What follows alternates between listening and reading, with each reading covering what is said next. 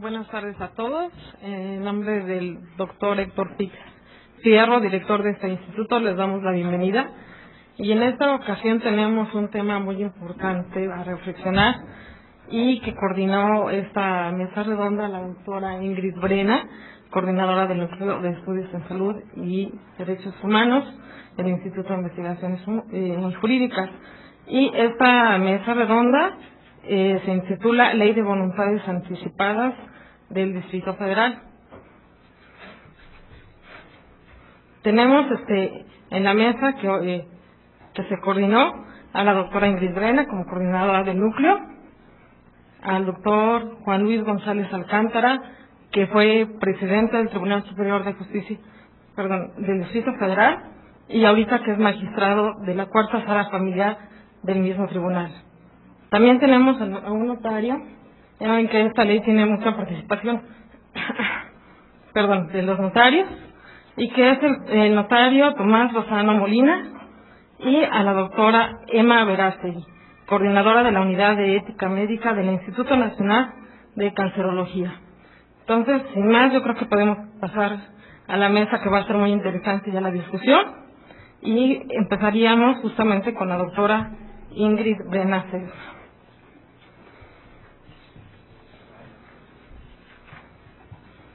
La doctora Ingrid Brena Sesma es licenciada por la Universidad Nacional Autónoma de México, doctora en Derecho por la Universidad Complutense de Madrid, investigadora de tiempo completo de este Instituto de Investigaciones Jurídicas de la UNAM, es coordinadora del Núcleo en Estudios en Salud y Derecho, es miembro también del Sistema Nacional de Investigadores y es reconocida con el nivel número 2.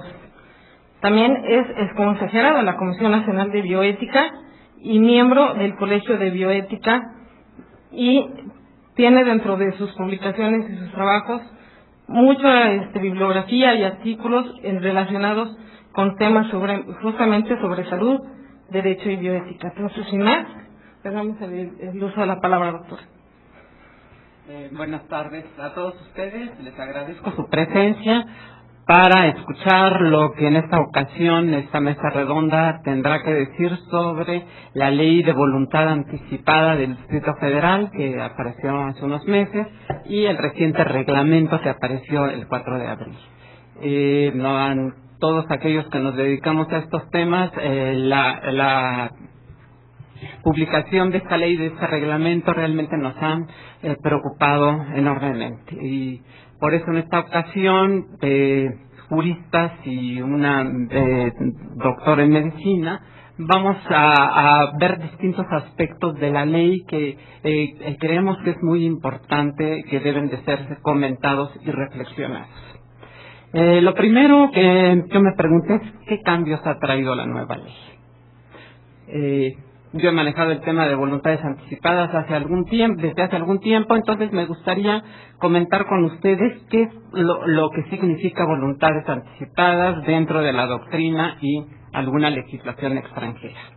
Que los podríamos definir como documentos mediante los cuales una persona capaz, de manera libre, puede establecer por escrito sus deseos acerca de los cuidados médicos que desea se le apliquen y cuáles rechaza, o en su caso, designe a cierta persona para que tome decisiones por ella, para que en el supuesto de que le sobrevenga una enfermedad terminal o estado en el que no pueda manifestar su voluntad, ya sea en forma transitoria, por efectos de medicamentos o trastornos de salud, o de manera permanente, cualquiera que sea la causa.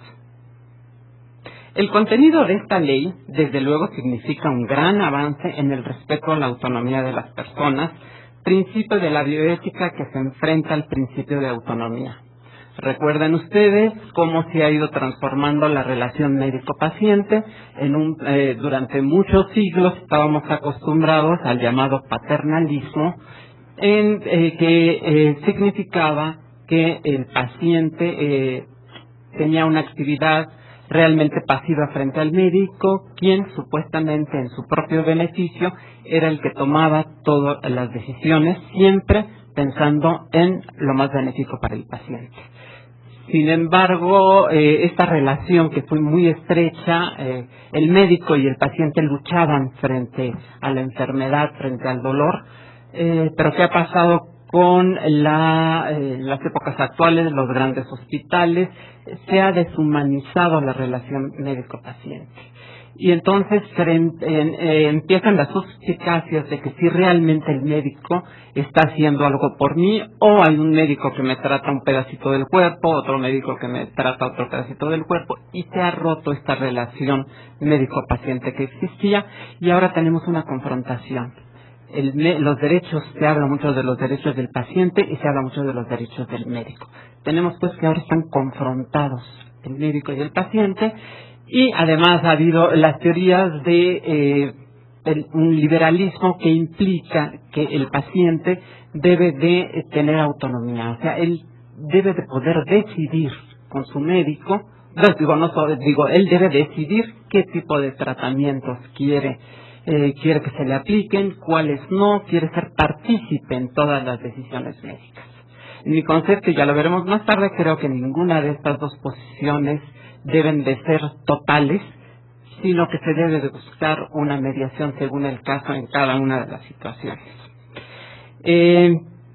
Claro, esta ley presenta alguna novedad, algún beneficio para este principio de la autonomía, porque la lectura nos dice, el artículo primero dice: la presente ley es de orden público e interés social, y tiene por objeto establecer y regular las normas, requisitos y formas de realización de la voluntad de cualquier persona con capacidad de ejercicio respecto a la negativa a someterse a medios, tratamientos y o procedimientos médicos que pretendan prolongar de manera innecesaria su vida, protegiendo en todo momento la dignidad de la persona cuando por razones médicas fortuitas o de fuerza mayor sea imposible mantener su vida de manera natural. En principio podríamos decir que bueno, ya podemos decir cuándo no queremos que se nos ser sometidos a ciertos medios, tratamientos y procedimientos. Sin embargo, la interpretación va a estar un poco complicada, porque eso de que pretendan prolongar de manera innecesaria la vida, ¿quién va a decir cuándo este prolongamiento es de manera innecesario? Creo que aquí va a haber un problema de interpretación. Y en la parte final del artículo, cuando dice sea imposible mantener su vida de manera natural. ¿Qué significa mantener la vida de manera natural? Una persona que está sujeta a una diálisis ya no está teniendo una vida natural. Una gente que está con un medicamento sin el cual no puede vivir, pues podríamos decir que tampoco su vida se está manteniendo de manera natural. Entonces, la interpretación para mí de estas dos partes, de prolongar de manera innecesaria la vida y mantener su vida de manera natural, considero que sea muy riesgoso dejar a la decisión de un médico únicamente evaluar estos dos aspectos. Pero además creo que se perdió, al elaborar esta ley, se perdió la oportunidad para que la persona decida. Fíjense que la ley solo habla de los aspectos negativos, lo que una persona puede negarse a que se le aplique. Pero se les olvidó que podría haber también habido una parte positiva. También podía haber autorizado a que la persona decida qué procedimientos o medios o tratamientos sí estaría dispuesto a admitir. Para los casos en que la persona no esté en condiciones de manifestar su voluntad, ya sea en forma transitoria por efectos de tratamientos, trastornos de salud o por una enfermedad permanente.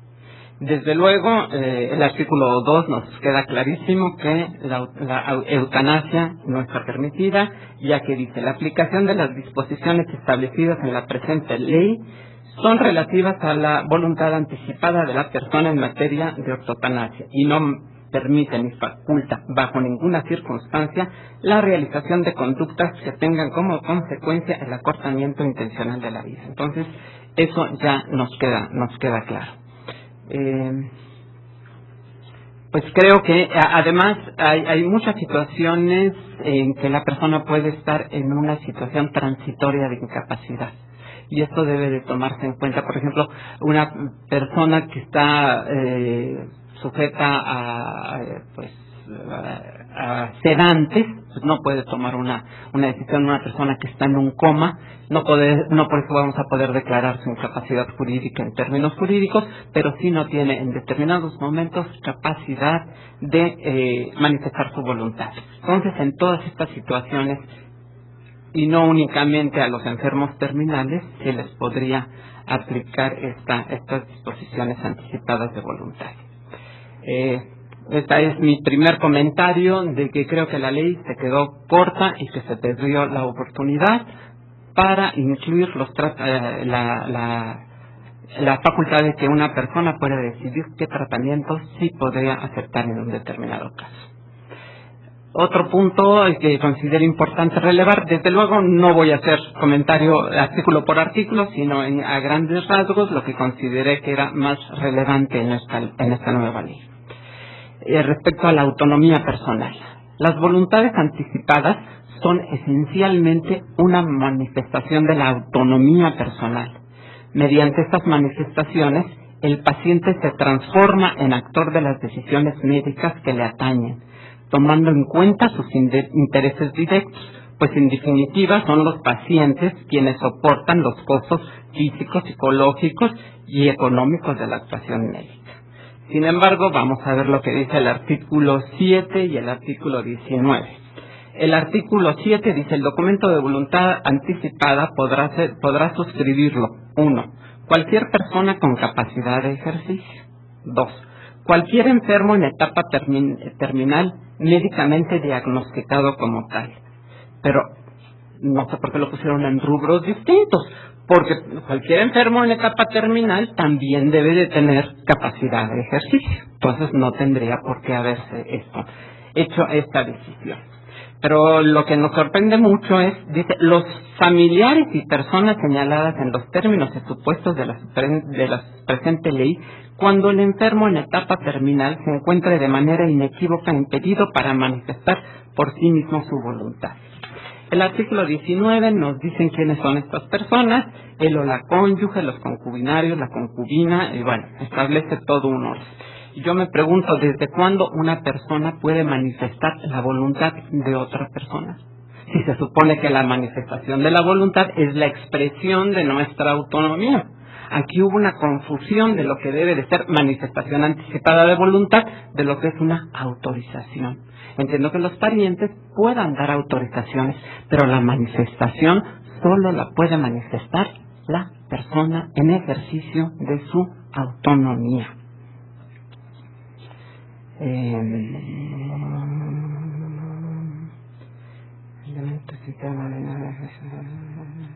Desde luego, la ley, y eso rompe con todos los principios jurídicos de lo que es la autonomía jurídica. Desde luego, la ley permite a las personas nombrar a un representante, pero este representante ha recibido instrucciones precisas por parte del mandante de qué es lo que debe o no debe hacer. El paciente nombra al representante porque tiene confianza en este representante y le va a dar instrucciones precisas de qué quiere y qué no quiere, o le tiene la confianza suficiente para que él tome decisiones. Aparte de esto, tenemos una representación legal que suple al incapaz. Por ejemplo, un menor de edad no puede, pero no es que el representante legal manifieste la voluntad del menor, está sustituyéndolo, porque el menor no puede manifestar su voluntad y para protegerlo el representante legal lo hace en su nombre. Pero esto no quiere decir que un adulto manifieste la voluntad de un menor o de un tutor. No está representando la voluntad del incapaz. Lo que está haciendo es supliendo, como no puede manifestar su voluntad, autoriza a que se realicen ciertos actos sobre él. Los familiares o tutores no deben suscribir el documento de voluntad anticipada porque no están manifestando su voluntad. En todo caso, están dando una autorización para que el enfermo, quien no puede tomar decisiones, se le dejen de aplicar ciertos procedimientos o medicamentos que le prolonguen innecesariamente su vida. Se trata de una autorización, y si ven ustedes el reglamento de atención de servicios de atención médica, se señala que cuando llega un enfermo inconsciente, los familiares darán autorización para su internamiento. Entonces, creo que estas circunstancias deberían de haberse separado totalmente lo que es manifestación anticipada de voluntad de lo que es una autorización. En cuanto a la capacidad de quien elabore una manifestación de voluntad, en cuanto a la capacidad de quien elabora una manifestación anticipada, los textos de bioética recomiendan que la persona que pretenda redactar una deberá, al momento de elaborarla, ser mayor de edad y en pleno uso de sus facultades mentales. Pero esta capacidad legal no es suficiente para sustentar la legitimidad de una manifestación. Es imprescindible que el sujeto tenga la comprensión de los alcances de su decisión. Desde la reflexión bioética, el doctor Fernando Lolas ha expresado que lo que se juzga de la autonomía es el grado de intencionalidad de los actos, la comprensión que de ellos se tiene la gente y la ausencia de una coerción o limitación. Lo anterior significa que la persona debe tener capacidad para analizar la información y para comprender los alcances y el significado de sus decisiones. De nada sirve recibir la información, que eso ocurre en muchos hospitales, llegan y al pobre enfermo le dan 20 cuartillas y le dicen, ahí está tu información, y si ya lo leíste, ahora fírmame el consentimiento informado, porque quiere decir que ya leíste, que ya entendiste y que ya me puedes manifestar tu voluntad. Creo que es muy importante esta posibilidad de que la persona entienda, procese y entienda lo que la información que se le está dando. Por último, la persona debe tener un equilibrio interno aceptable, el cual supone, entre otros, no encontrarse en trastornos depresivos o bajo sentimientos de culpa o inferioridad tan graves que realmente le permitan tomar una decisión saludable. O sea, poder determinar si una persona puede hacer manifestación anticipada de voluntad no es tan fácil como decir, pues sí, si es mayor de edad y no está loco, bueno, pues entonces ya puede realizar su manifestación anticipada de voluntad. Tiene que tomarse en cuenta, o sea, que esta persona esté perfectamente informada, que sepa lo que está decidiendo y que en ese momento tenga una estabilidad emocional suficiente para poder tomar decisiones. Respecto a esta información, el artículo 23, que señala cómo puede elaborar este documento frente al notario, dice el artículo 23, el notario debería verificar la identidad del solicitante y de que se halla en su cabal juicio y libre de cualquier coacción, y con esto es suficiente. O sea, ¿qué sabe el notario de si esta persona está informada? ¿Qué sabe de cuáles son las causas por las que quiere tomar una decisión? Pues el notario no está capacitado ni creo que lo pretende estar para poderle dar una información médica a la persona. Entonces yo creo que aquí habría que ver la manera de que esto se pudiera completar. El reglamento que acaba de salir la semana pasada sí ya define lo que es la información al enfermo y habla, dice, en la fracción cuarta, creo que es el artículo primero, dice, el sexto. Información al enfermo es aquella que proporciona el médico tratante o personal de salud de la unidad médica hospitalaria o institución privada de salud al enfermo en etapa terminal o suscriptor, que es esto que yo llamo que es el que autoriza, que en la ley se le llama suscriptor, del documento o formato de voluntad anticipada de manera veraz, completa y comprensible sobre el diagnóstico, pronóstico y plan de manejo. O sea, solo los enfermos tienen derecho a que se les dé esta información. A las personas que voluntariamente manifiesten su voluntad ante notario, no existe la necesidad de esta información. Ahora tenemos el artículo 10. Si me paso de 3 horas, Dice, en el caso de que el enfermo en etapa terminal se encuentre imposibilitado para acudir ante notario, podrá suscribir el documento de voluntad anticipada ante el personal de salud correspondiente y 2 testigos en los términos del formato que para efectos legales y conducentes emita la Secretaría, mismo que deberá de ser notificado a la coordinación especializada para los efectos en que haya lugar. Aquí tampoco se habla, aquí tendrá capacidad, primero, personal de salud. ¿Qué se entiende por personal de salud? El médico, los enfermeros, los paramédicos. ¿Qué se entiende por personal de salud? Y este personal de salud tiene la capacidad suficiente para determinar si esa persona tiene capacidad jurídica para realizar unas manifestaciones anticipadas de voluntad.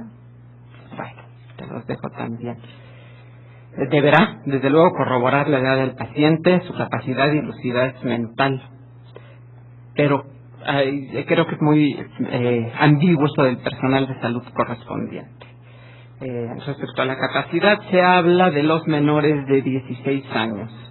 En el artículo 21 se dice, en el caso de que existan hijos menores de 18 años y mayores de 16, podrán igualmente suscribir el documento de voluntad anticipada en los supuestos establecidos en los 2 artículos anteriores, a falta de las demás personas facultadas.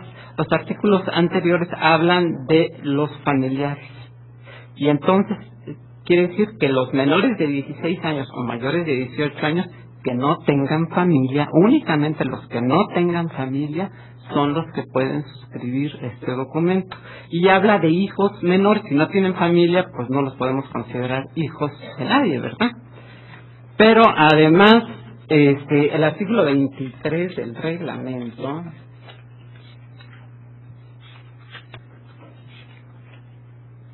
señala, los mayores de 16 años y menores de 18 años de edad, para suscribir el documento de voluntad anticipada, deberán estar acompañados por quienes ejerzan sobre ellos la patria potestad y tutela, que firmarán en su nombre o representación. Entonces, ¿quién entiende? Aquí nos dicen que solo cuando no tengan parientes podrán, en la ley dice que solo cuando no tengan parientes podrán hacer el documento. Y aquí nos dice que deberán estar acompañados por quien ejerza patria potestad o tutela. ¿Sí? Y todavía más, el 24 dice, los hijos mayores de 16 y menores de 18 años que suscriban el formato de voluntad anticipada deberán estar acompañados de quien ejerza sobre ellos patria potestad y tutela y firmarán en su nombre y representación. Y la parte final dice, únicamente lo harán a falta de familiares, otra vez, y personas señalados en los términos de la ley y este reglamento, en los supuestos de que el enfermo en etapa terminal se encuentre de manera inequívoca impedido para manifestar por sí mismo su voluntad. Si ustedes lo entienden, pues ojalá me lo puedan explicar, porque yo no lo entendí.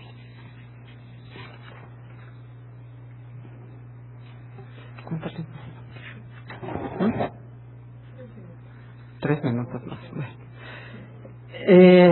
La cuestión de los médicos. ¿El médico debe atender todas las manifestaciones de voluntad o debe de haber límites?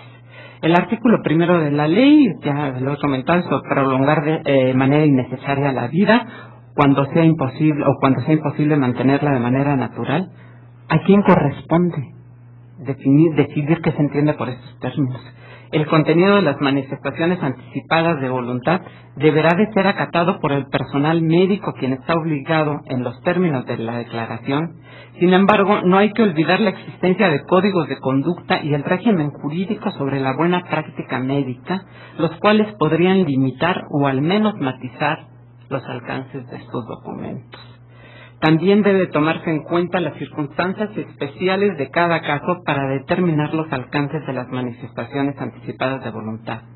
Ante una urgencia, el médico podrá actuar de inmediato o tendría que esperar a ver, le llega un enfermo o un accidente y que tiene que ir a buscar a ver dónde hay una manifestación anticipada de voluntad para no contradecirla, o el médico debe de actuar de inmediato, resolver la situación de emergencia y ya después irá a buscar la manifestación anticipada de voluntad. Creo que en estas situaciones de emergencia hay la posibilidad de que el médico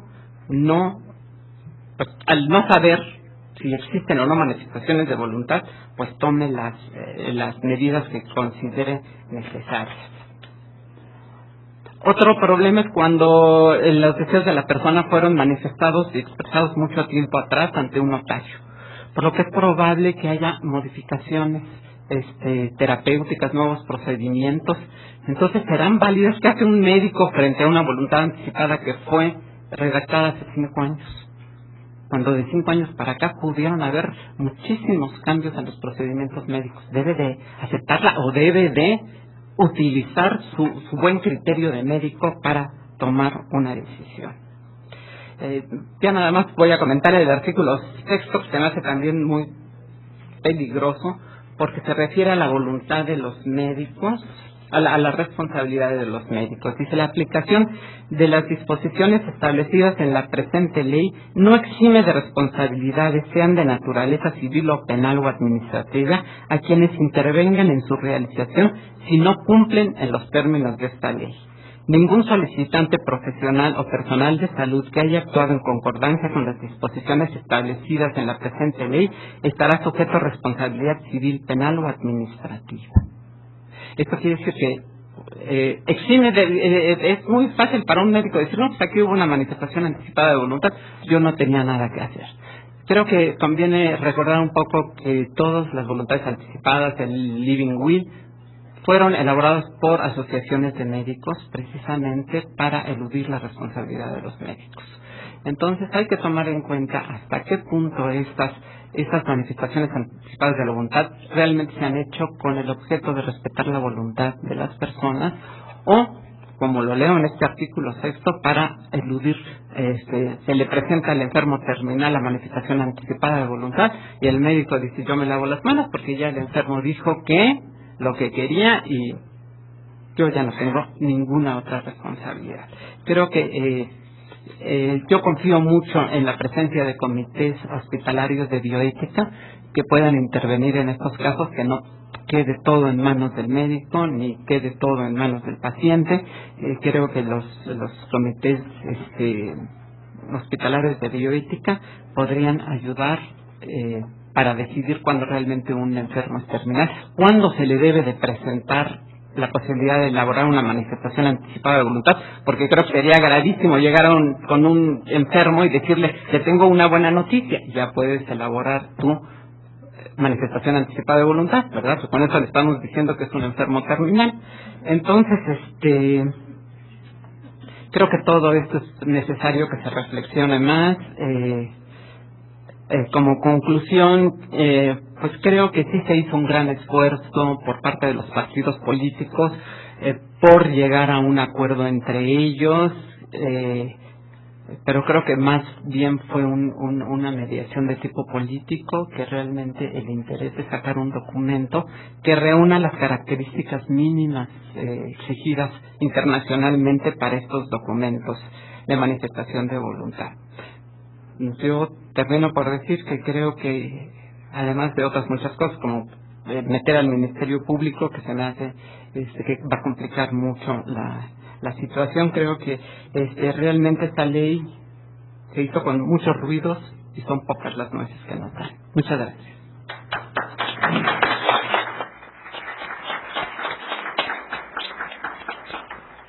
Muchas gracias, doctora Brena.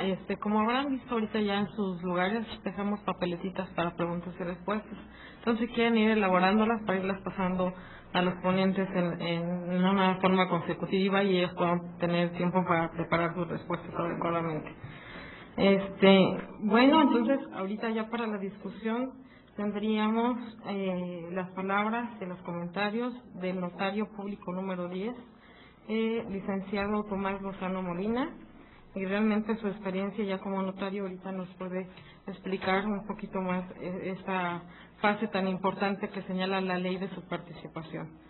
Él es licenciado por la Universidad Nacional Autónoma de México, de la Facultad de Derecho, y ha participado como consejero y asesor en diversas instituciones y sociedades y asociaciones. Además, es catedrático y imparte diferentes clases de posgrado en la Escuela Libre de Derecho y así como en el Colegio de Notarios. Entonces, sin más, le dejo el uso de la palabra. Muchas gracias, buenas tardes. Agradezco la invitación al instituto, a la doctora Ingrid Brena. Y miren, yo realmente quiero hacer referencias básicamente en dos tópicos. Uno, que sería la técnica legislativa del legislador, y dos, referirme a puntos respecto a la capacidad de las personas. Preocupa mucho la ley que promulgó la Asamblea de Representantes en el Distrito Federal, porque ya desde 1996-97, ya varios de los notarios, principalmente de la Ciudad de México, veníamos redactando los famosos living will. ¿Por qué? Echen ustedes a volar la imaginación y pensemos que en el Código de 1928, en el Código Civil, la expectativa de vida era de 50 o 55 años. Entonces, mucho de las enfermedades en el proceso terminal que nos hemos estado encontrando en el mundo de hoy, la capacidad de las personas, sencillamente no se presentaban estas problemáticas, y es al correr del tiempo cuando las cosas empiezan a surgir. ¿Qué sucedía entonces? Todos acudíamos al principio de la autonomía de la voluntad. ¿Qué pasaba? Había muchos colegas que no aceptaban hacer esta disposición porque decían que no estaba regulada, pero yo creo que justamente la misión de cualquier estudioso del derecho es encontrar soluciones y no tomar la actitud fácil de un burócrata de decir no se puede o no está reglamentado. Ahora bien, sí preocupa que en el momento de estudio de esta ley hubo poca participación a la ciudadanía, a colegios, a muchas instituciones que realmente podrían haber aportado algo. A mí me preocupa mucho, y yo les diría algo, realmente esta ley yo prefería que la derogaran y que no la hubieran emitido. ¿Por qué? Porque nosotros podíamos hacer perfectamente esta declaración de voluntad con determinado juicio, con determinados consejos médicos y de gente que sepa de esto, pero que la ley, que el documento hecho pudiera ser aplicable.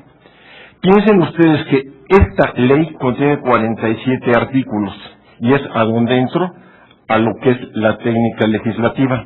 De 47 artículos, el 25%, más de 12 artículos, están regulando el quehacer notarial.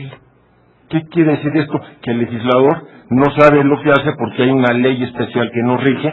Además, el Código Civil, en determinadas disposiciones de actos solemnes, como es el testamento, es donde nos ha establecido determinadas conductas y procedimientos a seguir. Me da la impresión que el que presentó esto copió sencillamente y trató de adecuar algunos de los preceptos de la ley del notariado y del Código Civil para mandarlos a esta ley. Entonces ya estamos viendo que el 25% de esta ley es totalmente intrascendente.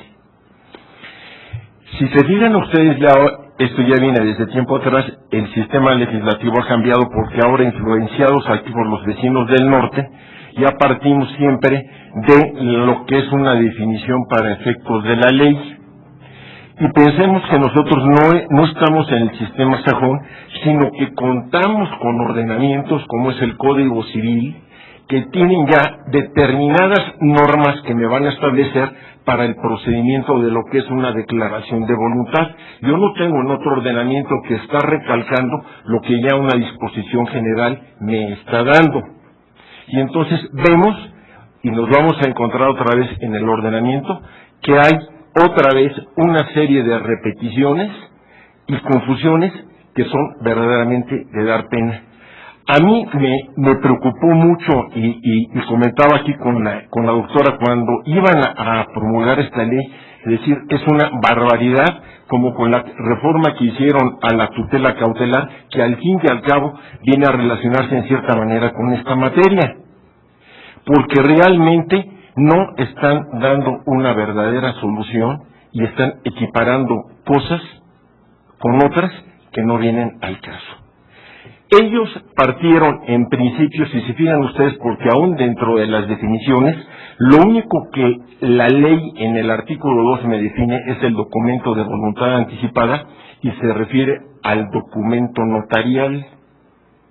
Pero justamente esta ley, yo les puedo asegurar a ustedes que el 99% no va a estar regida por el documento que los notarios hagamos. ¿Por qué? Porque precisamente los que lo van a suscribir van a ser los enfermos terminales, como determina el propio ordenamiento. Y la falta de técnica legislativa en el artículo 10 es que sencillamente dice: aquel paciente que esté imposibilitado para acudir ante notario podrá otorgar el formato que se equipara al documento de voluntad anticipada. Y entonces toda la normatividad que le quisieron dar al acto solemne, que quisieron equiparar del living will con lo que es el testamento en sí, se lo quisieron aplicar a un formato que nos va a dar un funcionario cualquiera. Y van a crear además una serie de burocracias que se le tiene que dar un informe a la coordinación especializada. Ya en el reglamento ya no supieron qué hacer y dijeron: el notario sencillamente va a cumplir con esta obligación dando sencillamente un aviso por medios electrónicos. Pero entonces las otras disposiciones no van a ser totalmente congruentes, porque sencillamente el documento de voluntad anticipada no lo va a hacer una persona en fase terminal, sino que yo puedo prever que me vuelva incapaz, que sería la tutela cautelar, o que caiga en un estado terminal. Dependerá de la redacción, y concuerdo con lo que la doctora acaba de decir, en un momento dado, que yo podré decir ciertos tratamientos o ciertos procedimientos que a lo mejor en el momento en que yo caiga en esto podrán o no ser aplicables. Pero aquí también tenemos que ver qué dice la doctrina y qué dicen los comités médicos y qué dice la ley de salud, porque esto es un tema que es totalmente cambiante y totalmente evolucionante. Pero miren, en esto que les digo que me preocupa de la técnica legislativa, a mí como mexicano me duele profundamente que realmente los diputados son representantes nuestros. ¿Por qué no les exigimos el derecho que nos rindan cuentas? ¿Cómo es posible que presenten un documento que tiene contradicciones en artículos, que tiene partes que están pegadas de un artículo que se refiere al testamento en cuanto a los testigos que rigen la ley del notariado, y lo pegaron probablemente con el copy and delete o copy and paste, porque es lo que pasa con esto, y que sencillamente no hubo ni un revisor de estilo? Antiguamente se usaba que cualquier persona que legislaba, que es lo más difícil, tenían equipos de corrección de estilo, tenían correcciones para manejar el adecuado lenguaje que debe de tratar esta materia. Aquí hablan de revalidar, dicen, cuando el documento tiene alguna falta, dice, el declarante podrá revalidarlo. Por Dios, hay un capítulo de nulidades en el Código Civil que cómo vamos a estar colocando en estos procedimientos. Y yo decía, la misma ley de salud del Distrito Federal, primero, la ley marco, que es la Ley General de Salud, que es norma federal, ya establece que toda persona tiene el derecho a morir dignamente. La ley general, la ley de salud del Distrito Federal en el 16 bis 3 me señala también como un derecho del paciente esto. Con este ordenamiento me da la impresión que también lo que siempre pasa es que queremos crear trabajos adicionales y crear burocracia. ¿Qué objeto tiene la coordinación especializada?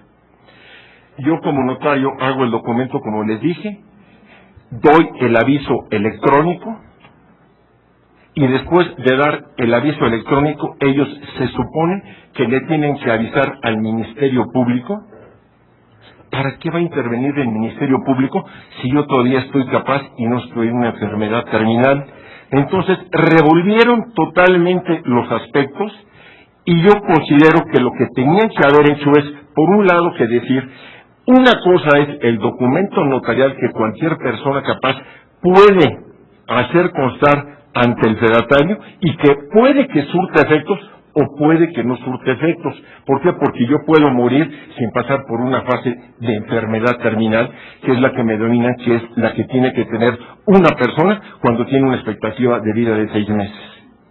Este documento no tiene que ver nada con el procedimiento que están señalando aquí, al documento que es por excepción, porque vuelvo a decir en el artículo 10 de la ley,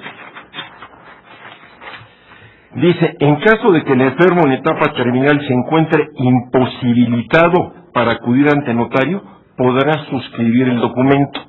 Y entonces, ni se define el documento, el formato del documento de voluntad anticipada en la ley, sino que tuvo que ser el reglamento el que dio el concepto de este formato, cuando realmente toda esta normatividad, o la mayor parte, tendría que ser aplicable a esta persona. Preocupa también mucho la confusión que hacen del representante. Yo creo que más bien que el representante es un ejecutor, es sencillamente una persona que va a cumplir con la misión que le dio la persona que declaró, pero realmente la única misión que él tiene es ni presentar el documento, es sencillamente ver que el cuerpo médico o que los facultativos que estén atendiendo al paciente cumplan con lo manifestado en el documento de voluntad anticipada.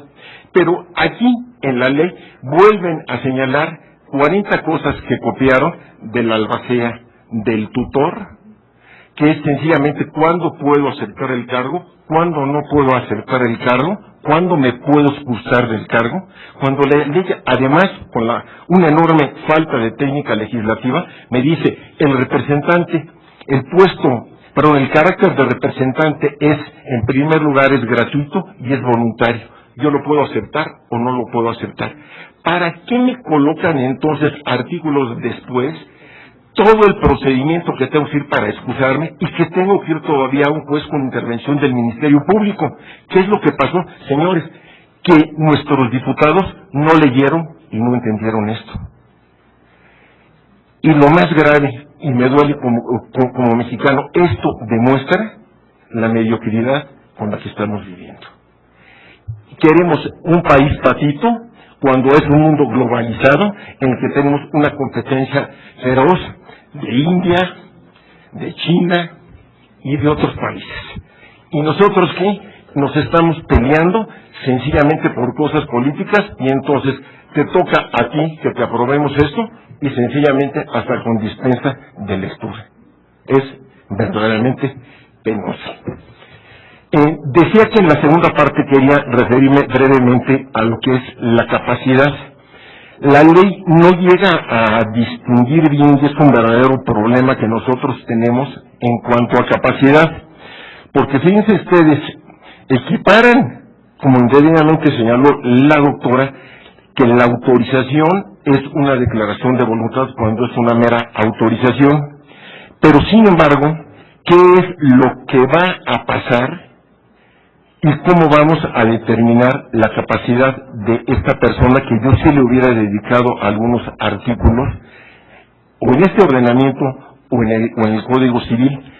Repito, si el Código fue de 1928 y las cosas han cambiado mucho, vean ustedes y entren a la página de Internet para ver procedimientos de interdicción y van a ver que al año, según estaba publicado, había 50, 60 procedimientos en un lugar, y yo como notario se los puedo decir, y en el INEGI, yo creo que el problema de las personas con minusvalía intelectual andan, según dice el INEGI, como alrededor de un 4 o 5%. Pero ¿qué es lo que pasa? La gente oculta este problema. No nos atrevemos a reconocer que un miembro de nuestra familia es incapaz y generalmente no se le sigue el procedimiento de interdicción. Entonces vamos a tener el problema que por un lado tenemos lo que podemos conceptuar como capacidad quien es capaz y por otro lado lo que es la interdicción. Y esto tiene repercusiones en cuanto al mandato. Por ejemplo, si yo como apoderado representante de una persona voy a realizar un acto, puedo realizarla si esta persona sé que es incapaz, vamos a pensar, es un enfermo en etapa terminal, puedo realizar los actos jurídicos por cuenta de él, o me puedo basar sencillamente en lo que el mandato me dice, que el mandato termina con la interdicción, que es distinto. Sin embargo, la ley del notariado a nosotros sí nos obliga a que la persona que representa a otra persona me asegure de la capacidad de esta persona. Entonces estamos teniendo conflictos. Si yo hubiera hecho en un documento mi declaración para prever mi propia incapacidad y nombro un tutor cautelar, que ese es otro poema de ley que dice que todos somos capaces, pero necesitamos exhibir un certificado médico, o sea que todos somos capaces para todo, menos para esto. Si no acuden ante el notario y exhiben un certificado médico, son ustedes incapaces. Vean la monstruosidad, pero así está, desde que se modificó el año pasado esta discusión de la tutela cautelar, nadie ha vuelto a hacer esta declaración. Pero voy en relación con esto. Generalmente nosotros, al prever nuestra propia incapacidad, sí teníamos ya normas que son relativas al famoso living will. ¿Por qué? Porque es probable que si yo llego a una incapacidad, quizá esta incapacidad me conduzca a una enfermedad terminal y yo quiero señalar qué es lo que me sucede. Resulta que el tutor que yo nombro como tutor cautelar no podría ser mi representante de acuerdo a los términos de esta ley, porque no es tutor hasta que no se lleve el procedimiento de interdicción. Y díganme ustedes quién va a seguir ese procedimiento de interdicción. Creo entonces que una materia importantísima para el legislador es legislar en cuanto a la capacidad y a las discapacidades que pueden ser temporales. Yo puedo entrar a una cirugía, puedo tener un accidente y puedo estar privado de mis facultades mentales por 3 o 4 meses. En 3 o 4 meses van a hacerme un juicio de interdicción. Tenemos otra cosa que ya varios códigos civiles de los estados han hecho con respecto a la representación, el famoso Durable Power of Attorney, el poder prorrogado, que sencillamente el poder subsiste aunque el sujeto, el poderante, sea incapaz. Y el poder puede surtir efectos justamente o antes, diciendo es prorrogado, o puede surtir que detone justamente en el momento en que yo vuelvo incapaz. Pero si nosotros vamos a sostener que tenemos que seguir el procedimiento de incapaz y el de interdicción, jamás vamos a lograr esto. Yo creo entonces que es una cosa que el legislador tiene que meditar, y justamente yo creo que hay que respetar el principio de la autonomía de la voluntad. Si yo, en pleno uso de mis facultades en mi vida, puedo dilapidar mis bienes, regalárselos a quien yo quiera, y podría llegar hasta el abuso y al extremo de cometer un suicidio, ¿cómo no va a ser posible que yo pueda decir, señores, yo tengo hasta con mi DNA probabilidades de caer en un Alzheimer o en el mal en el de Huntington o en cualquiera de estos padecimientos? Estoy preocupado y yo lo único que quiero es que si 3 facultativos o el hospital ABC o el hospital que ustedes quieran me determinen en un momento dado que yo soy incapaz, en ese momento que sea incapaz, ¿por qué me van a tener que aplicar todas las normas de una tutela pensada en 1928 a la tutela voluntaria que yo estoy tratando de hacer? Por eso es que le decía, que con esto concluyo, que realmente me da pena esto, aún como mexicano, y yo que hubiera hecho, sencillamente no haber promulgado esta ley. Muchas gracias.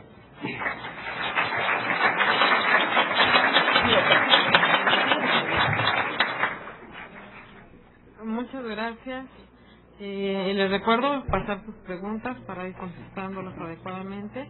y para irlas preparando por los ponentes.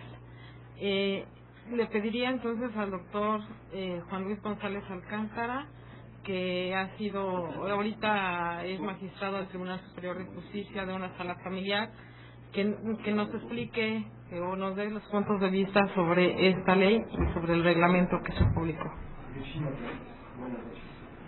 Primero que nada, agradezco la invitación para estar con ustedes. Se trata, como ya se dijo, de una ley interesante, con muchas deficiencias. Es una ley que deja mucho que desear en algunos aspectos. Trataron de suplir algunas deficiencias en el reglamento, es decir, legislaron a través de la fase reglamentaria. La ley la suscribe el jefe de gobierno, el secretario general y el secretario de salud. El reglamento lo suscribe únicamente el jefe de gobierno y el secretario de salud. Es una ley que carece de un índice, por lo menos en su publicación. Se comprende 5 capítulos que integran, como ya se dijo, 47 artículos y 9 transitorios. El primero se denomina disposiciones preliminares, comprende el artículo primero al sexto. El segundo se intitula requisitos del documento de voluntad anticipada, que son del artículo 7 al 35. El tercero de la nulidad y de la revocación de la voluntad anticipada, que comprende los artículos 36 a 39. El cuarto del cumplimiento de la voluntad anticipada, que va de los artículos 40 a 44, y el quinto, denominado de la coordinación especializada en la materia de la voluntad anticipada, que comprenden del artículo 45 al 47. El artículo primero nos señala que la ley es de orden público e interés social, pero además establece muy brevemente el objetivo de la misma, que es el no permitir en el Distrito Federal la eutanasia pasiva, o que le denomina la ley, o como lo denomina la ley, la ortotanasia, la cual es definida más adelante como la muerte correcta. Es decir, distingue entre curar y cuidar sin provocar la muerte de manera activa, directa o indirecta, evitando la aplicación de medios, tratamientos o procedimientos médicos obstinados, desproporcionados o inútiles, y procurando no menoscabar la dignidad del enfermo en etapa terminal, otorgando los cuidados paliativos, las medidas mínimas ordinarias y tanatológicas, y en su caso la sedación controlada. Lo que prohíbe la ley es la realización de conductas que pudieran llevar a una consecuencia del acortamiento intencional de la vida, es decir, lo que se conoce en la doctrina como eutanasia activa. La voluntad anticipada, nos dice la ley, se puede otorgar por 2 formas: ante notario, como ya se dijo, y ante el personal de salud correspondiente, mediante el formato de voluntad anticipada que se publica en el reglamento respectivo. La primera resulta onerosa, suponemos, y la segunda es gratuita. Pero aquí también surge la pregunta de por qué no se reguló que pudiera establecerse en escrito privado ante 2 testigos. El notario público, suponemos, va a cobrar por esos servicios, pero también somos partidarios de que pudiera otorgarse en un documento privado frente a 2 testigos. El artículo 4 establece las leyes aplicables de manera supletoria a la ley de voluntad anticipada. Y como ya se mencionó, está el Código Civil y el Código de Procedimientos Civiles. Pero no nos dice nada respecto a la ley del notariado, de donde toma algunos artículos, y tampoco nos dice nada respecto a la ley orgánica del Tribunal Superior de Justicia del Distrito Federal. El artículo 5 habla del ámbito territorial de la ley, que resulta ser única y exclusivamente el Distrito Federal. El artículo 6 lo consideramos innecesario. El 7 nos señala quiénes pueden suscribir el documento de voluntad anticipada, que ya fue motivo de un gran análisis, y creemos que hubiera bastado que se dijera que podrían suscribir las personas no exceptuadas en el Código Civil. El artículo 8 hace referencia a la donación de órganos, y el machote de la Secretaría de Salud no dice qué órganos estamos dispuestos a donar. Tal vez se debió señalar en ese mismo artículo, el artículo 9, el momento de dar aviso y no dejarlo para el reglamento.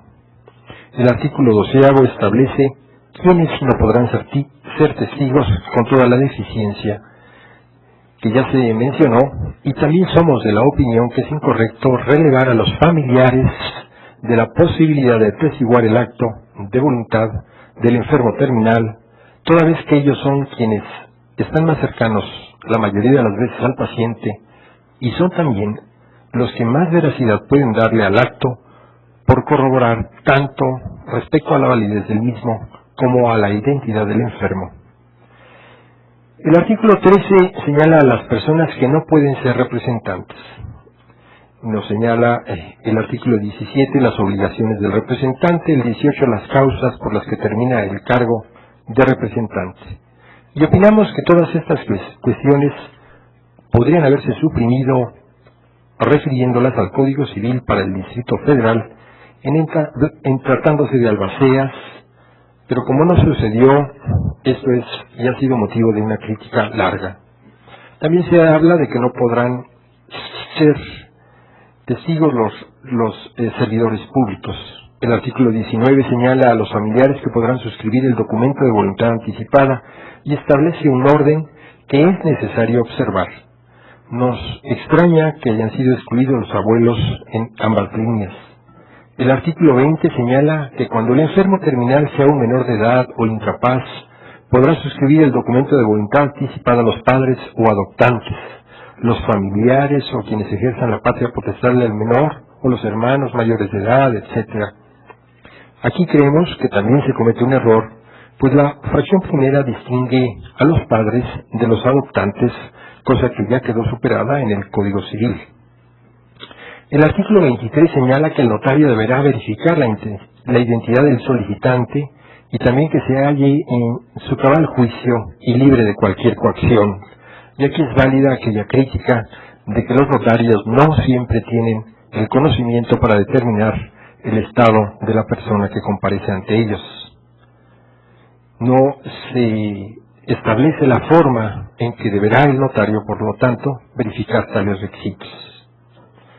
Se habla del suscriptor del documento que se le hubiera facultado para que nombrara un representante y no se habla de un representante sustituto del representante o incluso representantes comunes. Lo que hace la ley es que únicamente autoriza a uno solo de los representantes. La ley presenta, con su simple lectura, algunos problemas que pueden presentarse con su aplicación. El artículo 7, por ejemplo, señala quiénes podrán suscribirlos y ya se dijo su contenido. ¿Y cuál es la situación de los herederos, de los que tienen derecho a percibir alimentos? ¿Pierden su capacidad para heredar? Suponemos que no, porque están exentos de cometer algún delito y se señala en el documento una explicación bastante larga. En el artículo 7 de la Ley de Voluntad Anticipada para el Distrito Federal nos dice quiénes podrán suscribirlo. Y dice, los padres o tutores del enfermo en etapa terminal cuando éste sea menor de edad o incapaz, legalmente declarado. Aquí hablamos de la suplencia de la voluntad. Los términos en los que está redactada la fracción cuarta puede presentar algunos problemas. Cuando uno de los progenitores quiera suscribir el documento de voluntad anticipada y el otro se oponga, pues la norma exige, textualmente, que tienen que ser ambos. El artículo 21 de la Ley de Voluntad Anticipada para el Distrito Federal señala que, en caso de que existan hijos menores de 18 años y de mayores de 16 años, podrán igualmente suscribir el documento de voluntad anticipada en los supuestos establecidos en los dos artículos anteriores, a falta de las demás personas facultadas. Pero por su parte el artículo 23 del reglamento establece: los mayores de 16 años y menores de 18 años de edad, para suscribir el documento de voluntad anticipada, deberán estar acompañados por quien ejerza sobre ellos la patria potestad o la tutela, y que firmarán a su nombre y representación. ¿Qué pasaría si el menor de 18 años y mayor de 16 desea ejercer la facultad que le confiere el artículo 21 de la propia ley? Esto es, suscribir el documento de voluntad anticipada a favor del enfermo en fase terminal, y quien ejerce sobre él la patria potestad o en defecto de él su tutor no desea firmar a su nombre y representación por no coincidir con la voluntad del menor. ¿Qué tendría que promover el menor de 18 años y el mayor de 16 para hacer valer su decisión? La falta de firma de aquel que ejerce la patria potestad o la tutela invalidaría el documento de la voluntad anticipada. A este respecto, consideramos por un lado que el menor tendría que acudir ante un juez. La ley no nos dice ante qué tipo de juez. Suponemos que podría ser el juez familiar, para que éste pudiera autorizar mediante una resolución judicial que el menor suscribiera el documento, sin necesidad de que su representante legal firmara su nombre y representación.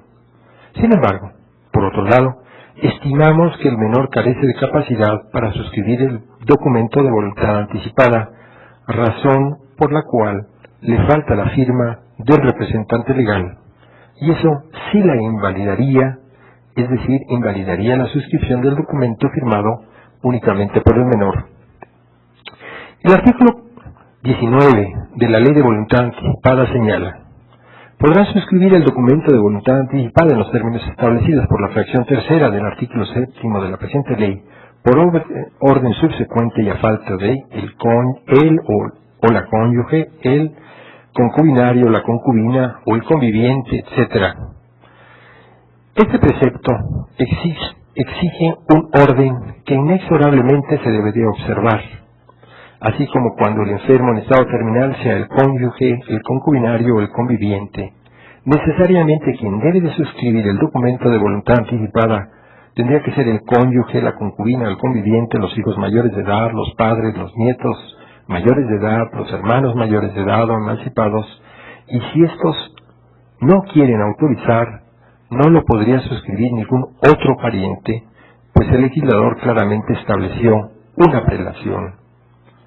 El artículo 18, fracción quinta de la Ley de Voluntad Anticipada, establece que el cargo de representante concluye por excusa que el juez, no nos dice cuál, califique de legítima con audiencia de los interesados y del Ministerio Público cuando se interesen menores o el sistema para el desarrollo integral de la familia. Aquí, nuevamente, el legislador omite señalar cuál va a ser el juez competente para conocer de la excusa del representante. Creemos nuevamente que podría ser el juez familiar, pues está inmiscuido un derecho fundamental de la persona, que es el derecho a la salud, que de una u otra forma podría involucrar a los familiares. Pero, ¿en qué clase de procedimiento tendríamos que resolver la excusa? La norma refiere que con audiencia de los interesados cuando estos son mayores de edad. Perfecto.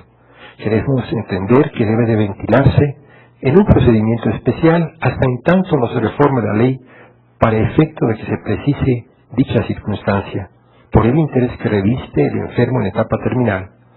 Por eso opinamos que podría resolverse el problema en la forma y términos que establecen los artículos 88, 940, 41 y 42 del Código de Procedimientos Civiles para el Distrito Federal, aun y cuando no estemos en presencia propiamente de un incidente.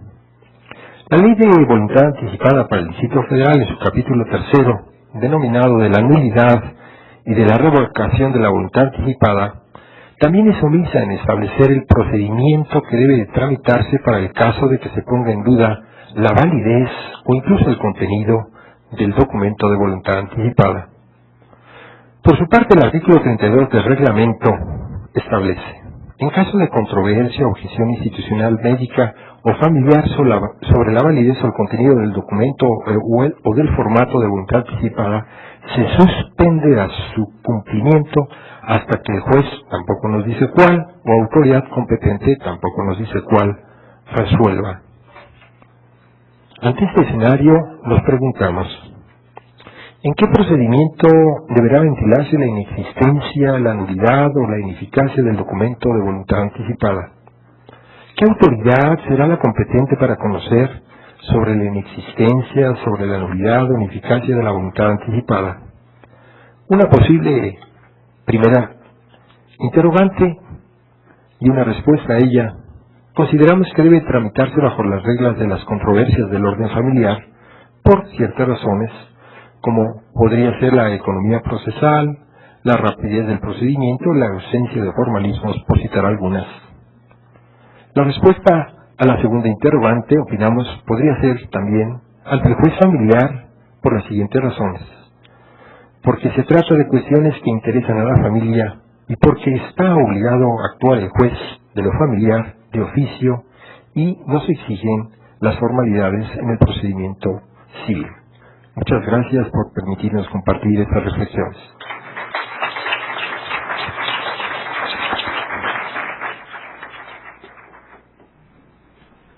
Muchas gracias, doctor.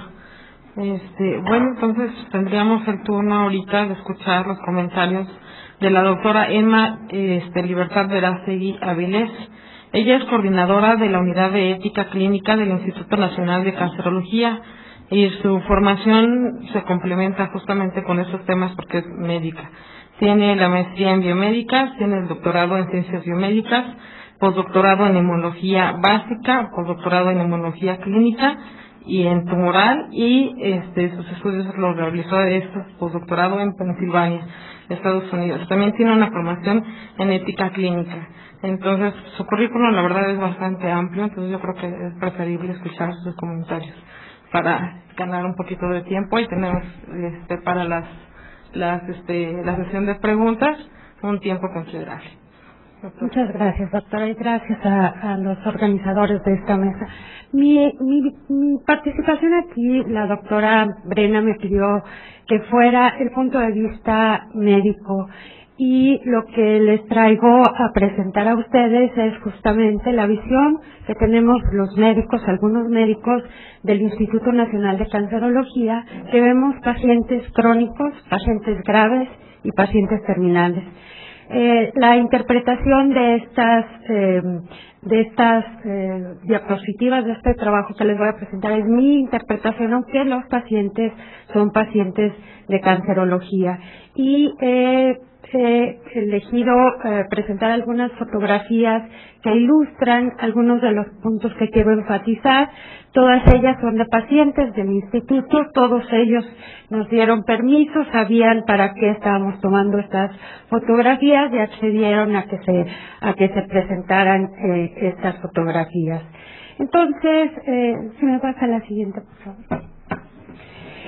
A mí me parece, cuando leí esta ley, que se confundían muchos propósitos al emitirse esta. Por un lado, me parecía claro que era una manera de procurarse órganos a través de tener un registro de individuos que de manera voluntaria quisieran donar sus órganos.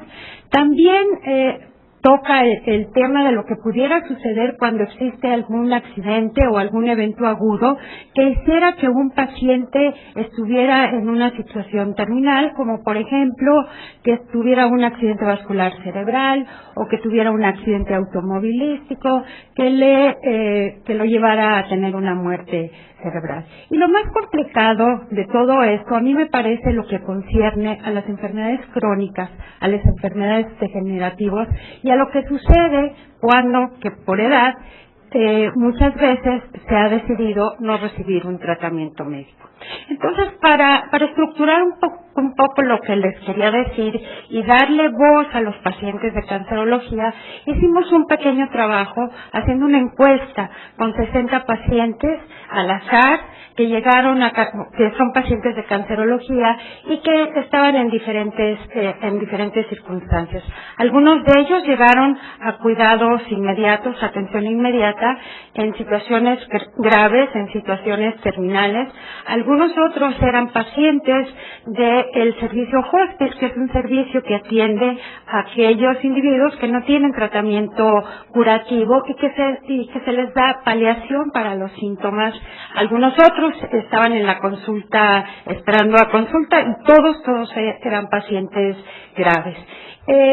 La verdad es que los resultados sorprenden y ponen en contraste todo lo que se está discutiendo en esta mesa. Si me pasa la siguiente, por favor. Quiero mencionarles que la eutanasia y este tema de voluntades anticipadas en la oncología es uno de los terrenos en donde más se ha explorado y en donde más problemas hay. Las causas principales para solicitar esta interrupción de tratamiento, que ya no continuar con tratamiento, es el dolor crónico. Y en otros países en vías de desarrollo, desarrollados, esta esta inquietud que tienen los pacientes se ha disminuido considerablemente con la implementación de cuidados paliativos, que creo que es algo que le faltó también a todas las muchas cosas que ustedes han dicho a esta ley, hablar de lo que son cuidados paliativos. La siguiente.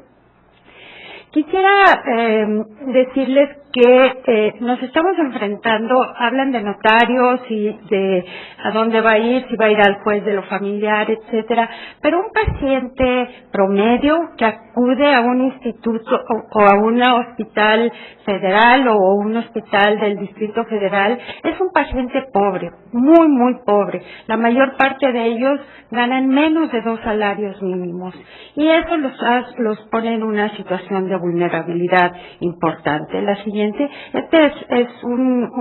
son estadísticas de 300 pacientes que acudieron al Instituto Nacional de Cancerología y es parte de otro trabajo. Otro aspecto muy importante y que concierne a esta ley es la escolaridad. En cancerología, que sería un sitio en donde esto de voluntades anticipadas tendría un valor muy, muy importante, más de la mitad de los pacientes son analfabetas funcionales. 30% son analfabetas verdaderos y la otra mitad tienen menos de 6 años de educación. Cuando se les pone a leer un documento o incluso instrucciones sencillas, no son capaces de comprender el significado de esto.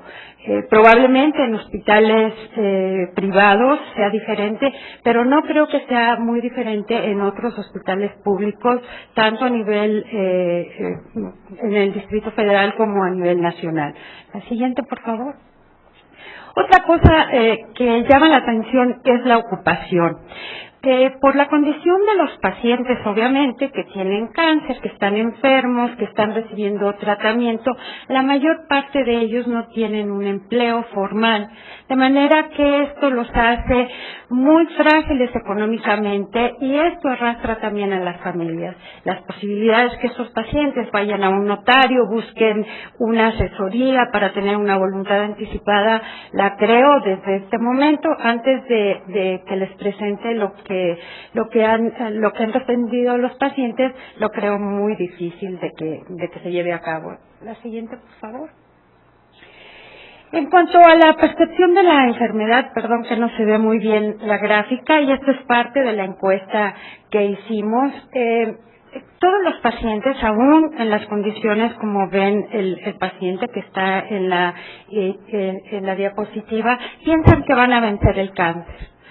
La idea de una voluntad anticipada para que no se les haga tratamiento es algo que si bien está en los libros, que si bien la pensamos cuando estamos sanas, que si bien incluso en la ley se dice que el 85% de los ciudadanos del Distrito Federal piensan que está bien suspenderles el tratamiento, a la hora de que están enfermos no piensan lo mismo y se cambia dramáticamente la percepción de la persona y de la enfermedad. También es importante que el mexicano y el paciente que acude a estas instituciones no tiene mucho cuidado de la salud. Empieza a tener cuidado una vez que se enferma, pero antes no hace ningún tipo de previsiones como para preocuparnos que vaya a hacer una voluntad anticipada. Estos pacientes no tienen seguro de gastos médicos y esto quiere decir que por falta de recursos, pero también porque en el concepto del mexicano no está planear ni salud, ni educación, ni el retiro, por ejemplo. Se me pasa la siguiente. En la encuesta que pusimos, les preguntamos sobre una propuesta que hay de la Asociación de Ancianos o de una ONG de gente de la tercera edad en los Estados Unidos que se llama 5 deseos. Y estos 5 deseos describen 5 características que les gustaría o que no les gustaría tener a los pacientes, como que quién quiero que decida por mí, cómo quiero estar quiero que sepa algún familiar, quiero que alguien decida en mi lugar qué tratamiento quisiera tener.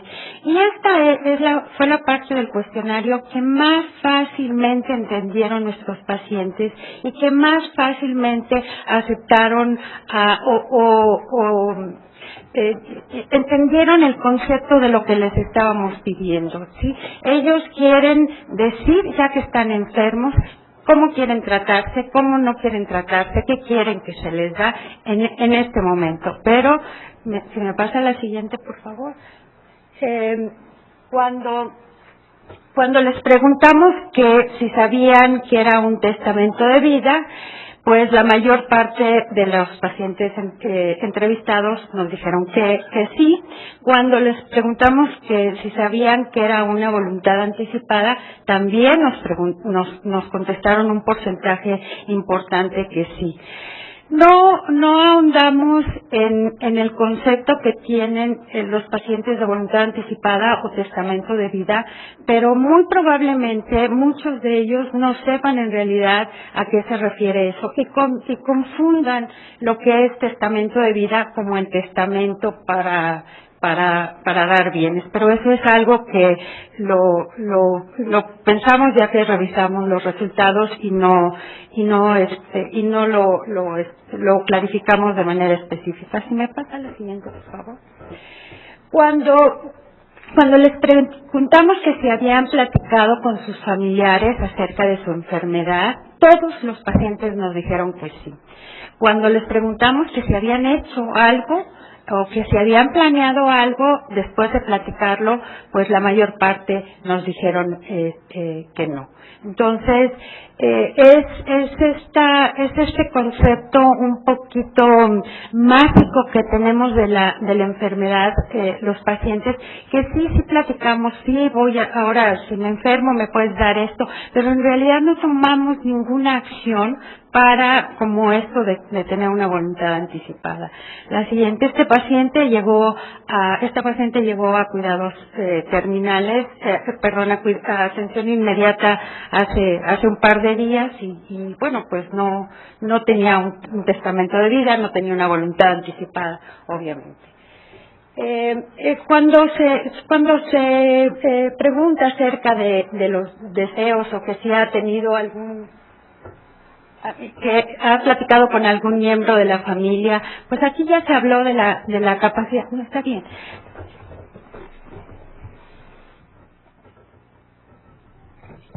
Perdón, ya se habló de la capacidad, pero también, como les he estado mencionando, hay aspectos de vulnerabilidad que les da el estar enfermo, el ser pobres, el no saber leer, escribir, el estar en condiciones de enfermedad y de dolor, y también hay aspectos sociales y económicos que son importantes a considerar cuando se hace o cuando se piensa en esta ley en el contexto del mexicano y en el contexto de una gran proporción de mexicanos. La siguiente. Esto es otro estudio que realizamos, no con este propósito, sino con otro, en el Instituto Nacional de Cancerología. Es un estudio que financió el Banco Mundial, en donde les preguntamos a un grupo de pacientes qué información necesitaban, y les preguntamos tanto a los pacientes como a los familiares, y lo traigo a colación porque miren, quien siempre se preocupa de la enfermedad obviamente es el paciente, pero también el familiar siempre está con él, acompañando al paciente de la enfermedad. Los trámites internos, hasta muy tarde en la enfermedad, se ocupa el paciente de ellos. Siempre o la mayor parte del tiempo es el familiar, el acompañante, el que hace todos estos trámites. Entonces, al quitar al familiar de esta posibilidad de decidir con anticipación, pues entra en un conflicto cultural importante. Y finalmente, el costo de la enfermedad. El costo de la enfermedad casi 100% es financiado por el familiar, y esto hace a los pacientes dependientes, y al ser dependientes desde el punto de vista legal, jurídico, ético y de todos los puntos de vista, la capacidad del paciente pudiera estar cuestionada. La siguiente. yo o nosotros en cancerología vimos con buena cara esta ley de voluntades anticipadas, precisamente por esto que se ilustra en la diapositiva. Una paciente agónica que llega a cuidados inmediatos, en donde se le pone una intravenosa, se le pone una sonda, se le pone un catéter, y la paciente, si me pasan a la siguiente, la paciente en un momento les paso, la paciente se encontraba en estado terminal un par de horas de vida, y eso yo creo que es a donde va encaminada o debía de ir encaminada la ley de voluntades anticipadas. La Asociación Americana de Médicos, entre las recomendaciones que ha dado para el cuidado de pacientes en estado terminal, pone como un paquete o como un aspecto muy importante promover que los pacientes tengan un testamento de vida o una voluntad anticipada. No, o sea, yo lo veo como médico no con todo este argot legal, sino para que le digan: yo no quiero que me hagan esto, yo no quiero que me hagan esto otro, yo sí quiero que me traten, etcétera. No vi muy bien una de las diapositivas, pero me parece que ahí en una de ellas venía qué querían estos pacientes en estado terminal. Todos querían que se les transfundiera, todos querían que se les diera alimentación parenteral, muchos de ellos querían que se les resucitara y muchos de ellos querían que se les pusiera el respirador. En estado grave, pacientes con cáncer.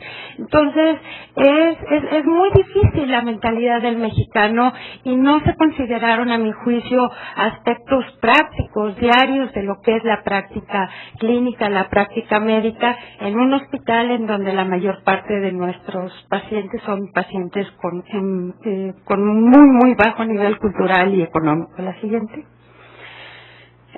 Y pues simplemente una provocación. Soy médico y ¿quién les gustaría que decidiera? Hay cada vez más literatura, como seguramente hay en el ámbito jurídico, de esto que son los extraños al lado de la cama. ¿Quién quisieran que estuviera? Muchas gracias.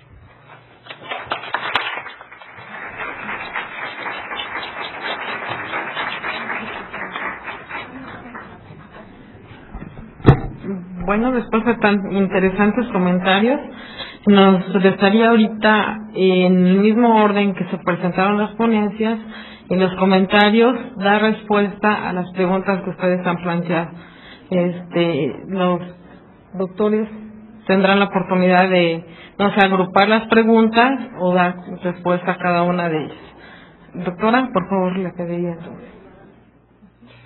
Bueno, la verdad es que son muchísimas las preguntas y quiere decir que de alguna manera hemos cumplido con nuestra misión de despertar en ustedes inquietudes y reflexiones y dudas acerca de esta ley. Voy a leer algunas, no creo que el tiempo ya se nos viene encima. Varias de las preguntas nos hablan sobre la posibilidad de cambiar esta ley o qué se puede hacer. Que se puede incluso declarar la inconstitucionalidad de la misma. Bueno, pues yo les podría decir que hay sociedades en que sí, la sociedad civil sí tiene la posibilidad de, a través de manifestaciones, hacer llegar a sus representantes, los legisladores, su inconformidad con las leyes y si se producen cambios legislativos. Yo esto lo veo difícil en una sociedad donde realmente la sociedad está tan alejada de lo que pudieran ser sus representantes, cuando los representantes realmente no están representando a la sociedad, sino están cuidando su parte de poder que les corresponde, ¿no? Entonces, mientras vivamos en un sistema de partidos donde lo que importa no son los representados, sino su cuota de poder, veo muy difícil que podamos como sociedad civil hacer algún cambio. Sin embargo, creo que ponemos nuestro granito de arena en hacer eventos como el presente, donde por lo menos estamos concientizando a la sociedad de qué es lo que está pasando y cuáles son las consecuencias de una mala legislación, que en algunos casos yo creo que varios de aquí estaríamos de acuerdo en decir que si se va a legislar mal, es mejor que no se legisle. ¿sí? Entonces, en cuanto a las posibilidades de declarar la inconstitucionalidad de la ley, no soy experta en derecho constitucional como para poder determinar si las disposiciones de esta ley realmente contravienen de una manera directa a la Constitución. Podríamos ver a algún especialista a ver qué nos dice sobre el tema. A ver, tengo algunas de las preguntas, no preguntas, sino se me indica que los comités hospitalarios de bioética no son los encargados de determinar el estado terminal de una persona. A lo mejor cometí un lapsus al decir que esto ocurría así. No, la determinación de un enfermo terminal le corresponde a los médicos. Los comités de bioética, que también nos dicen que están integrados por funcionarios, bueno, esto quiere decir que hay una mala integración de un comité de bioética, que debe de ser un comité multidisciplinario, que tienen que estar representados distintos profesiones, distintas maneras de pensar, tienen que estar equilibrados en cuanto a la edad de los componentes, en cuanto al sexo de los componentes, lo que realmente es un verdadero comité hospitalario de bioética. Pero sí creo que el Comité Hospitalario de Bioética podría ayudar a estas determinaciones tan difíciles de que puedan precisar los médicos, de decir cuándo se está prolongando de manera innecesaria una vida, o cuánto esta no se puede mantener de manera natural. ¿Qué se entiende por mantener una vida de manera natural? Si le estamos dando medicamentos, ¿quiere decir esto que ya no es una manera natural? Creo que para este tipo de declaraciones sí podría ser útil las observaciones de un comité hospitalario de bioética. Me preguntan, y esta es una pregunta frecuente, de si un testigo de Jehová puede, en una manifestación anticipada de voluntad, decir que no quiere que se le haga unas transfusiones. Bueno, en este caso tendría que aplicarse estrictamente la ley y ver si esta transfusión, qué significado tiene. Si esa transfusión es nada más para prolongarle de manera innecesaria la vida, pues en este caso pues podría no aplicarse de esa transfusión, porque aunque le practicáramos la transfusión, pues nada más sería de manera innecesaria. Volvemos a la ambigüedad. Y el artículo 2 nos dice: la aplicación de las disposiciones en la presente ley no permite ni facultan bajo ninguna circunstancia la realización de conductas que tengan como consecuencia el acortamiento intencional de la vida. Es decir, si al no darle la transfusión vamos a ocasionar su muerte, esto no lo puede decidir ninguna persona en una manifestación anticipada de voluntad. Es decir, el testigo de Jehová no puede ir ante el médico y decirle no me hagas esta transfusión, si evitando la transfusión la consecuencia va a ser la muerte de la persona. ¿Sí? Bueno, algunas otras, el problema de la transfusión de órganos. Bueno, en el formato lo único que se puede señalar es si sí se donan o no se dan órganos.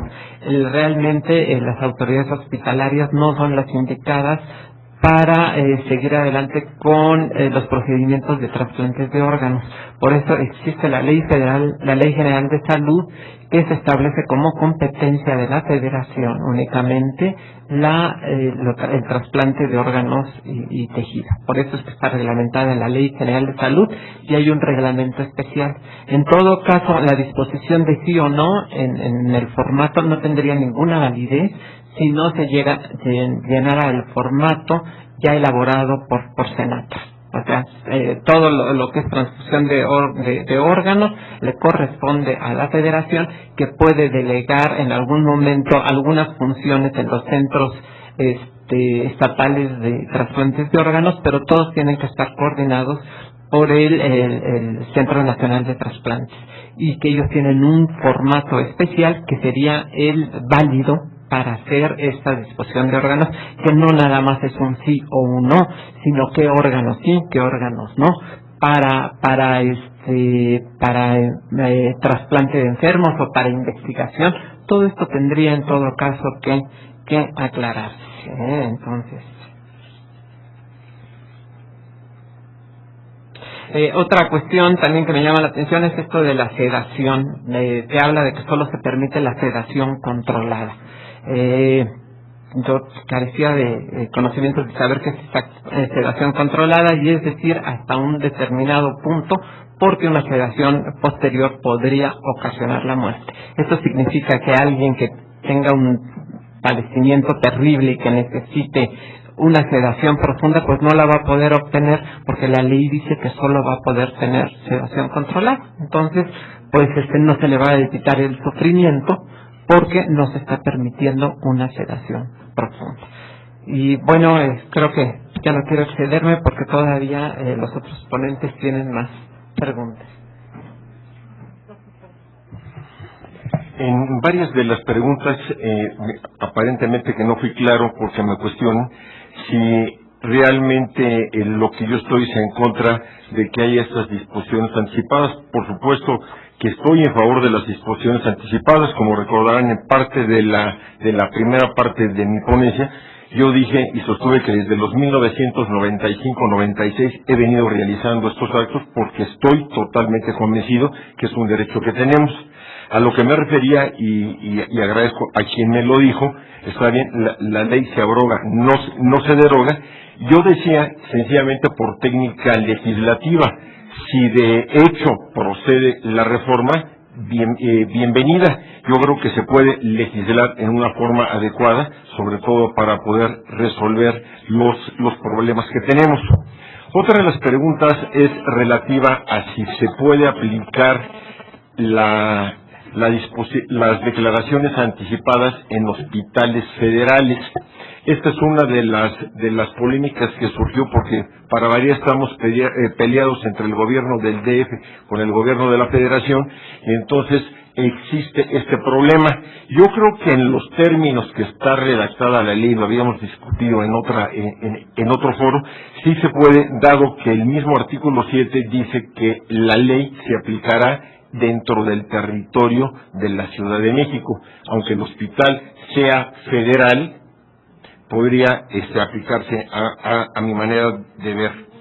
Con respecto a otro comentario que se hace, esta ley se ha aclarado por todos los ponentes, y expresamente lo dice la ley, que está prohibida la eutanasia.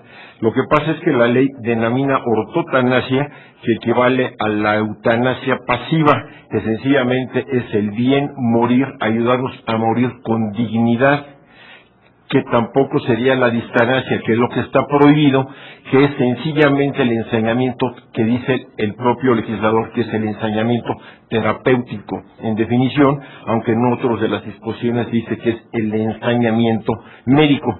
Sencillamente lo que se pretende, y yo creo que es totalmente acertado, es que una persona que ya está en la fase terminal, si él quiere, lo que quiere es morir dignamente como persona y no estar permitiendo lo que sucede muchas veces con el ensañamiento, que es que sencillamente tanto hospitales como médicos se aprovechen de esta situación y experimenten a costilla de esta persona y de su patrimonio.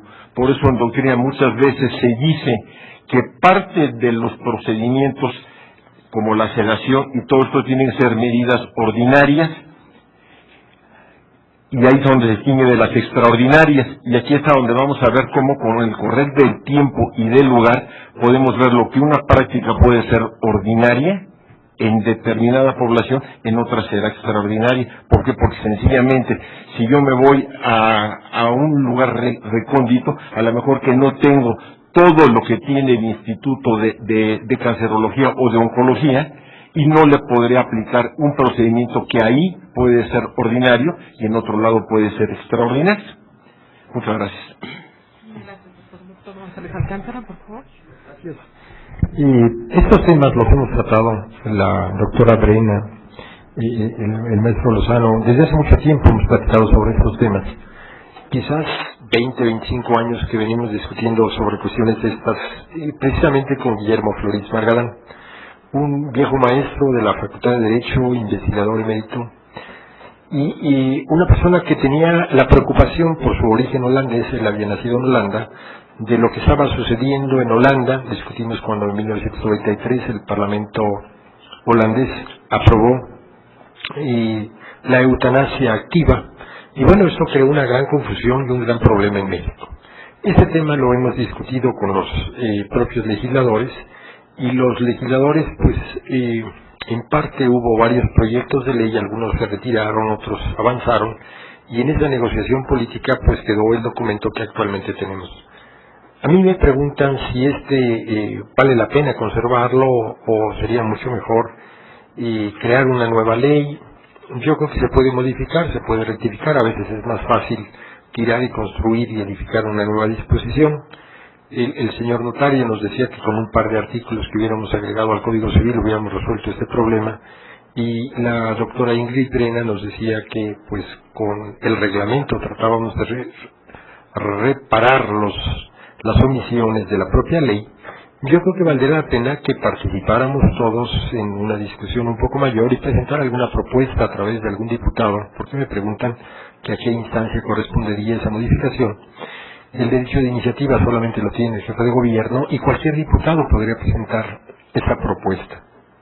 Yo creo que ese tema, el tema de la eutanasia, yo lo he discutido mucho con jesuitas, es un tema que se presta a confusión porque los conceptos van variando y según la etapa de la historia vemos cómo se presenta el concepto. Hay muchos ejemplos que nosotros podemos recurrir a ellos. El mismo ejemplo de Juan Pablo II, que estando en la clínica Gemelli pidió que ya no lo mortificaran más, es decir, que los médicos no siguieran practicando con él, y que lo dejaran morir en sus habitaciones, sin que lo entubaran, sin que lo mantuvieran alimentando a través de procedimientos artificiales. Y él dijo, ya, mi cuerpo ya dio, el Señor me está esperando y yo prefiero morir tranquilamente en mi clínica. Los médicos, lógicamente, se asustaron porque pues querían conservarlo con vida. Y él dice, bueno, puedo estar con vida 10, 15, 20 años, pero es una vida artificial y eso no es vida. Y lo que nosotros estamos tratando de ver, en términos generales, es el derecho a morir dignamente, que creemos que todos tenemos que tener, y que aunque tenemos muchas lagunas al respecto, debemos de procurar que todas las personas puedan decidir cabalmente qué es lo que quieren, si están dispuestas a pagar los 50 o 100 mil pesos que se pagan en los hospitales privados del Distrito Federal por mantener viva a una persona por día en estado vegetativo. Es un tema un poco difícil y solamente cuando se está cerca de él se puede comprender la gravedad, la importancia de reflexionar en torno a ese tema. Y así contesto la pregunta que me hicieron. Muchas gracias. A mí me preguntaron el costo de los cuidados paliativos. Es considerablemente menor que cualquier intervención en un paciente terminal. Entonces va a variar desde el punto de vista de en qué hospital se esté dando, pero es un gasto considerablemente menor para los sistemas de salud. Un paréntesis, así como hablan de los médicos aquí, nosotros hablamos de los abogados en los foros médicos, entonces estamos a mano. No les digo para que sepan que estamos a mano. También me preguntaron que cuál era el papel y la actitud del médico ante la decisión de no realizar o de rechazar el tratamiento. Varía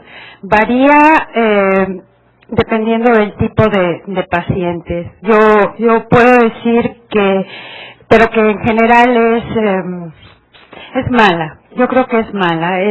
Se resiste el médico al fracaso. Finalmente es un fracaso el no poder aliviar al paciente. Entonces, el rechazo al tratamiento, sobre todo por médicos más jóvenes, es difícil que se acepte. Entonces, yo creo que este es un tema en donde hay que reeducar al médico y educar al paciente. No creo que desde nuestro punto de vista estemos preparados para aceptar verdaderamente que diga el paciente ya hasta aquí. Siempre, oiga, pero qué tal que si por acá, oiga, pero qué tal que si este protocolo. No experimentamos, simplemente pues queremos que no se acabe la vida de los pacientes. Y también me preguntaron qué relación tiene voluntades anticipadas con procuración de órganos.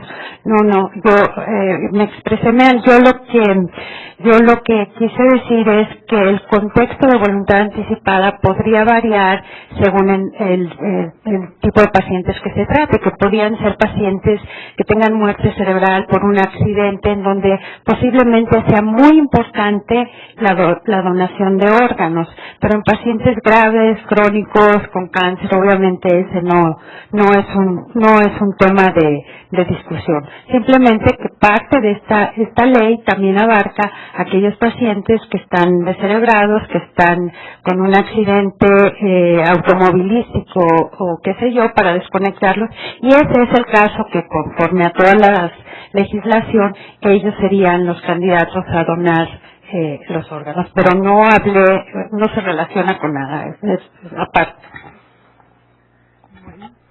Pues muchas gracias a todos. No nos resta más que agradecer a la doctora Ingrid Brena por coordinar este evento tan interesante y que aprovechemos esos foros para reflexionar sobre temas tan trascendentales para nosotros y sobre cómo se elaboran las reformas.